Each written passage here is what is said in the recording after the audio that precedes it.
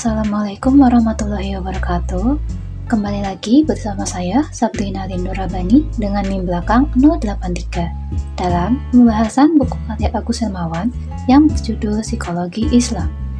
Pada video kali ini, saya akan membahas bab 7-15 buku ini.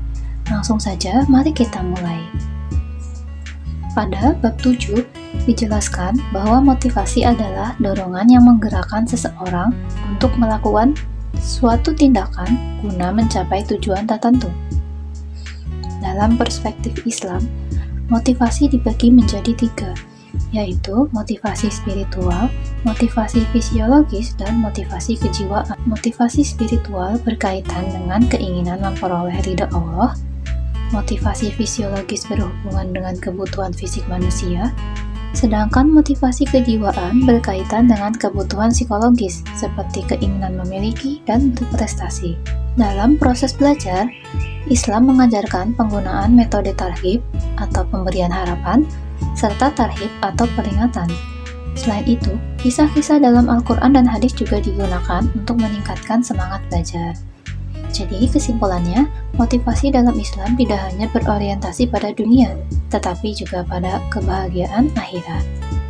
Lanjut, bab 8, pertumbuhan dan perkembangan dalam Islam. Pada bab 8, membahas mengenai pertumbuhan dan perkembangan manusia. Pertumbuhan merupakan perubahan fisik yang bersifat kuantitatif, seperti bertambahnya tinggi dan berat badan. Sedangkan perkembangan adalah perubahan menuju kematangan fisik, mental, sosial, dan spiritual. Menurut Islam, perkembangan manusia dimulai sejak dalam kandungan, kemudian melewati fase bayi, anak-anak, remaja, dewasa, hingga lanjut usia. Perkembangan manusia dipengaruhi oleh faktor keturunan, lingkungan keluarga, pendidikan, dan lingkungan sosial. Jadi, perkembangan manusia berlangsung secara bertahap dan dipengaruhi oleh faktor internal maupun eksternal. Lanjut, kita ke bab 9, kesehatan mental dalam perspektif Islam.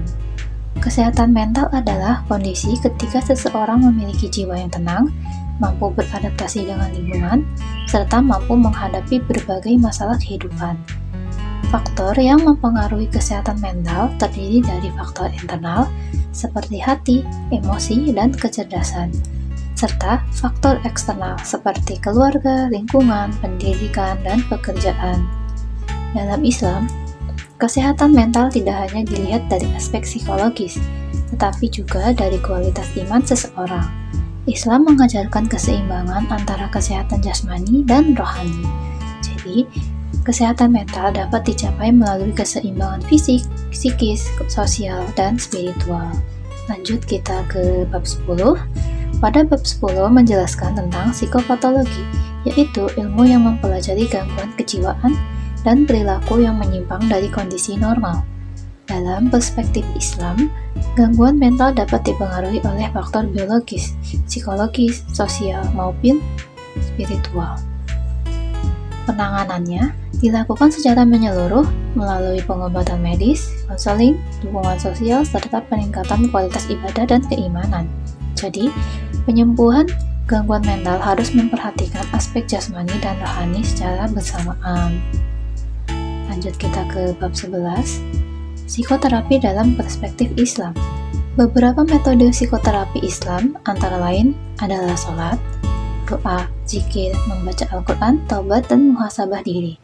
Psikoterapi Islam berfungsi untuk memberikan ketenangan jiwa, mengurangi kecemasan, meningkatkan optimisme, serta memperkuat hubungan manusia dengan Allah Subhanahu wa Ta'ala. Jadi, psikoterapi Islam menjadi sarana penyembuhan mental sekaligus peningkatan kualitas spiritual. Lanjut kita ke bab 12, yaitu kecerdasan dan potensi intuisi dalam Islam. Kecerdasan merupakan kemampuan seseorang untuk memahami, berpikir, dan memecahkan masalah.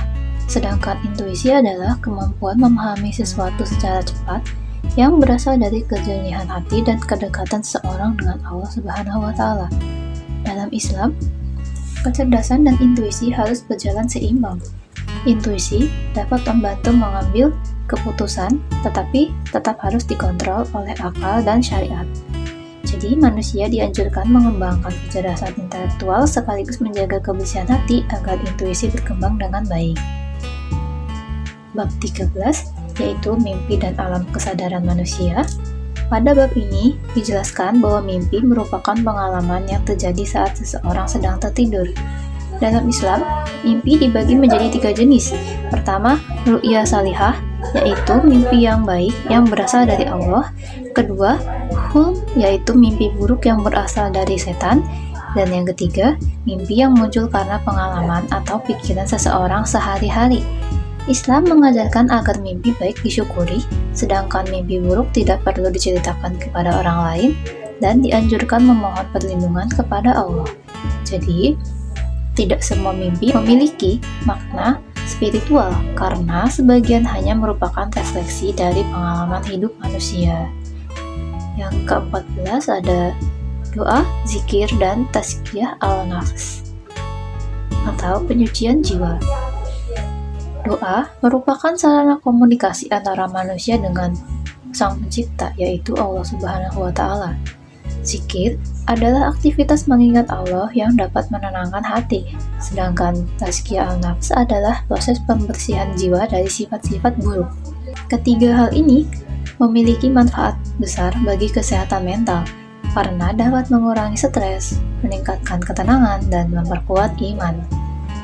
Kesimpulannya, doa, zikir, dan tazkiyah merupakan cara efektif dalam menjaga kesehatan psikologis dan spiritual. Lanjut, yaitu bab 15 atau bab terakhir, berpikir dan lupa dalam Islam. Islam sangat mendorong manusia untuk berpikir, merenungkan ciptaan Allah, dan mengambil pelajaran dari berbagai peristiwa kehidupan. Berpikir menjadi sarana untuk memperoleh ilmu pengetahuan seperti semuanya yang ada di alam kita ini, dan memperkuat keimanan.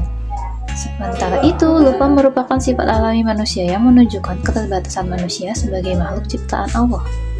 Untuk mengurangi sifat lupa, Islam mengajarkan memperbanyak zikir, belajar secara terus-menerus, dan menjaga konsentrasi. Jadi kesimpulannya, Islam mendorong manusia menggunakan akalnya secara optimal sekaligus menyadari keterbatasan dirinya.